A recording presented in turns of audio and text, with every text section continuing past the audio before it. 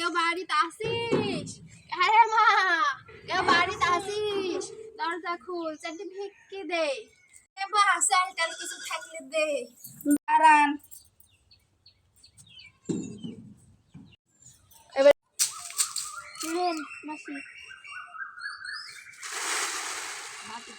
এইটুক দিলু রে মাসাল। 1 কোটি স্যাল দিছে আমার গোটা পরিবারের খাওয়া হয়ে যাবে তাও। এ থাক মা, যাই আমি। থাক। থামেন থামেন থামেন, স্যারজি সাদা ভাত খাই যান। না না, পাশের বাড়ির আমাকে মাছ ভাত দিল, মাছ ভাত খানোই নি। তুই আমাকে সাদা ভাত দিবি, আমি খাবো না রে, খাবো। হ্যাঁ রে মা, দুইটি তোর বাড়ির গরিব শরীফ কোনো কাজের মানুষ আছে? আমার বাড়ির দুইটি ছোট ছোট ছেলে পেলি আছে, আর এই সাইডে দিন ভিক্ষি করি বেড়ায়।